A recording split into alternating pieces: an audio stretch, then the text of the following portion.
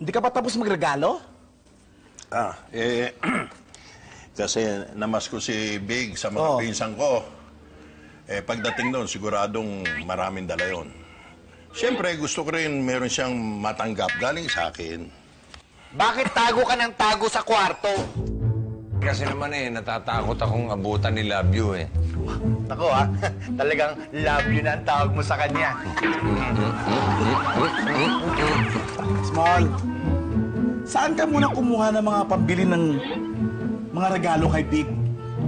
Saan nga?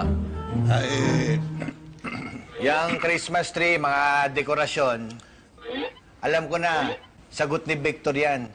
Siya naman pirmi. Hindi sa lahat ang gumastos niyan.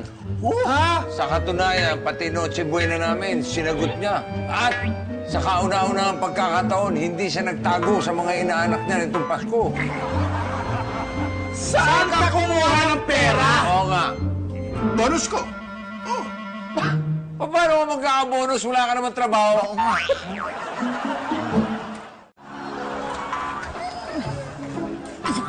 Naku, kinakabahan na ako sa'yo. Akala ko magpapabuko ka eh. Naman talaga eh. Buti na lang na ako lahat ang nagbigay nun sa'yo. Of course, sekreto natin yun eh. O basta mamaya paraanin mo ako dun sa likod. Pagkatapos, papasok ako dun sa kwarto ni Victor. Pagkatapos, tatabi ako sa kanya. Pag nandoon na kayo, tatawagan ko na si Mamita at si Daddy Blan. Papapasukin ko din sila sa kwarto. Makikita kayo ni Victor na magkatabi. Sino pa ba naman ang magtutulungan kundi tayo? At sino rin ang magsasabihan ng totoo kundi tayo rin? Kanta! Kanta! Sinabing kanta eh. Jingle bells, jingle all the way! Hey! Mga komedyan, ha? Hindi ako komedyan. Set simple ako. Simple? Huwag kang mag-alala. Hindi para sa'yo to. Para dyan sa katabi mo. Bakit ako? Siya may pakana nito. But, of course not! Of course ka not. Of course not. Paalala ko lang sa'yo, ha? December 6. Bumili kang bago. Teka, bakit ako? Alam nga naman ako. Ako ba sumira? Seryosong usapan to, ha? Wala akong pambili ng Christmas tree. Di wala tayong Christmas tree. Sa takot kong hindi makaranas ng Christmas tree yung anak ko ngayong Pasko.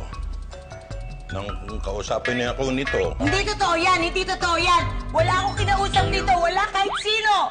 Sabi ni Oma, kinausap mo raw yung nanay ko, pinasaya mo pa nga siya, nagdekorasyon ka ng mga Christmas doon sa bahay nila. Yung kapatid ko, si Bagets, na-impress sa'yo. Pati si Bebe, pati si Bam, tsaka si Raulo, niregalo mo ng mga fresh steaks. Oo na ako nang may kasalanan. Ginawa ko yan, Victor. Sa kagustuhan kong magkabalikan tayo. Anong magkabalikan? There was never an us.